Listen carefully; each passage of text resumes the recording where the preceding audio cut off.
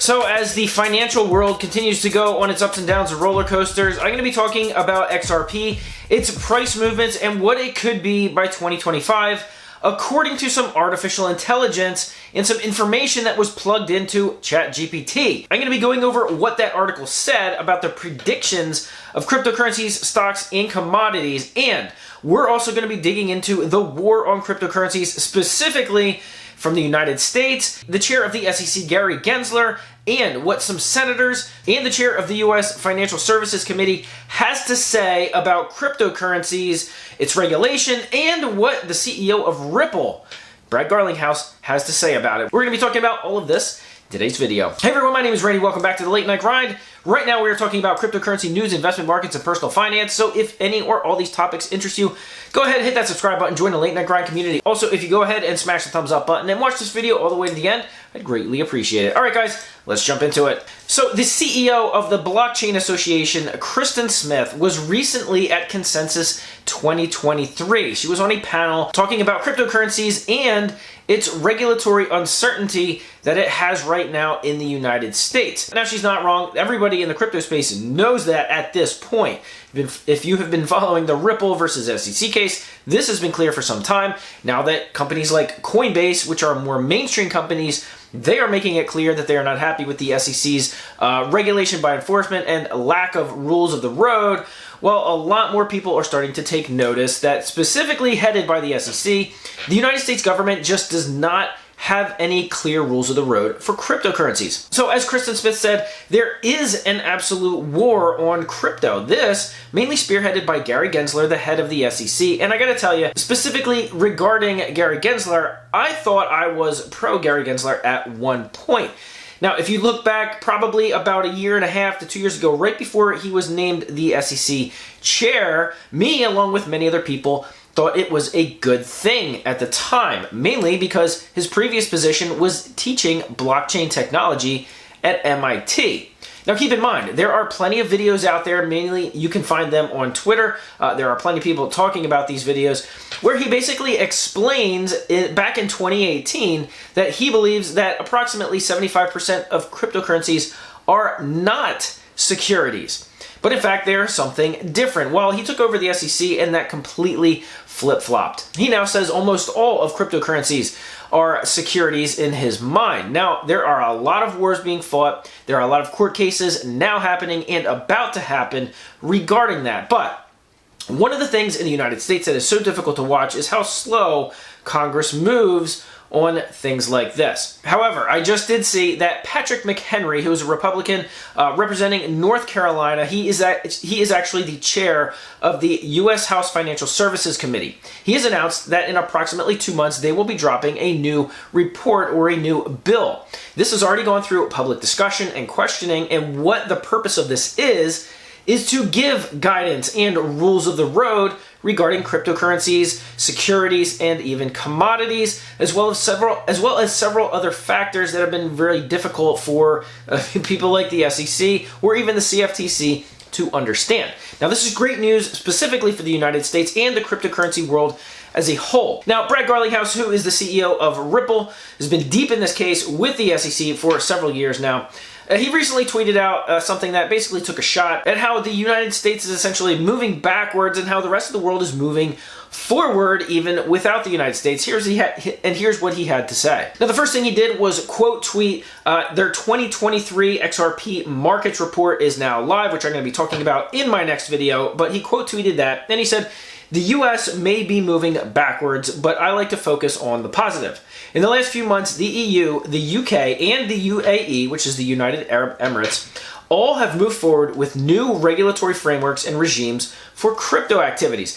This is an overall positive for the crypto space because it's going to force more pressure on the United States, specifically in Congress, to actually make new rules, make rules of the road for cryptocurrencies and other digital assets to be able to fall into and not have to worry about the ridiculous cases brought forth by the SEC and all of the backstories that we all know and hate that are popping up all over Twitter in terms of the corruption, the things that they don't say, the fact that they are sue happy without even providing any laws. So with all that as a backdrop, there is going to be in approximately 6 to 8 weeks, according to Senator Cynthia Lummis, this new bill that is going to come out to create rules because she is obviously getting frustrated, as well as many in the crypto space. She even went after Gary Gensler in a few weeks ago during the Senate committee hearing, in which Gary Gensler was forced to answer a bunch of questions, in which another senator basically said he is writing rules to get Gary Gensler fired. I don't know how far that one will go, but regardless, there are many senators that are becoming extremely concerned, all the way up to wanting to force him out because he is not protecting anybody except for the big banks. That's right, all those conspiracy theories talking about how Gary Gensler is just getting the backs of JP Morgan, Goldman Sachs, and the rest. Well, it looks more and more like that is coming to fruition, especially when you compare that to the videos from back in 2018 when he was seemingly extremely pro-cryptocurrency. So in about 2 months, we're actually going to get to see what that proposed bill could look like. Hopefully we're not disappointed. All right, so with that as a backdrop, I wanted to talk now about the price of XRP and what GPT, the artificial intelligence, had to say about some price predictions. Now, this isn't anything new, obviously, since it exploded onto the search engines and everybody wanting to know what AI is or it could be. Of course, one of the things people want to know is, what about the future? Specifically, what are stocks or cryptos going to be worth in the future?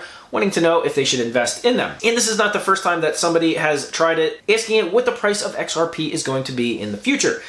Now, there's a lot of artificial intelligence out there that'll give you all kinds of answers, and are they extremely accurate? No, not at all. In fact, if you go ask Alexa what XRP is going to be worth in 2027, it said $385. So the guys at Finbold, which is a crypto and financial news aggregator site, they went and asked ChatGPT about the price of XRP. Now, ChatGPT came and returned a response that was similar to one that I got when I tried it. It basically said that it can't predict the future. It's just a language model. It'll try to figure out what you're asking, but ultimately it says it can't really predict the future, at least not accurately. Even when it is fed historical charts, historical data, technical analysis, and it very well knows about the case of SEC versus Ripple. So after they went through a roundabout series of questions and information plugins, well, ChatGPT came up with an answer, and it might not surprise you all that much. It did say that based on some of the historical values and the fact that if it gets some broad adoption, it may pass $1 by 2025. Yes, that's correct. ChatGPT, artificial intelligence, says that XRP could be above $1 in the next 2 years.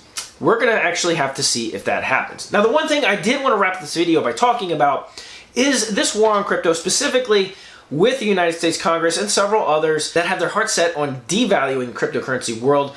My opinion is because they are afraid of the freedoms and the transparencies that it brings to the unbanked, to the people that are not elites, essentially helping level the playing field, and there's a certain group of people that do not want to see that happen. But this war on crypto that Kristen Smith, CEO of Blockchain Association, she gave her thoughts on approximately how long it could last, and it was somewhat surprising. Here's what she said. 18 to 20 months. Now, that might sound like a long time, and you have to ask yourself, well, what is in 18 to 20 months from now? Well, that would be the 2024 presidential election here in the United States. Typically a lightning rod for all kinds of stories, for all kinds of politics, and for all kinds of financial information and financial news to start getting pumped into the news feed. So for some reason, she thinks that based on approximately an 18 to 20 month time frame, this war on crypto could be ended. Possibly because this new bill could be drafted into law, or possibly because there could be a new president in 2024 that might be a little more apt to want more regulation and rules of the road that could be a little more crypto friendly. So we're going to be keeping track of all that, specifically in the United States Congress. All right, thank you guys for watching this video all the way to the end. Smash that thumbs up button. Don't forget to follow me on Twitter, link in the description below, and I'll see you guys on the next video.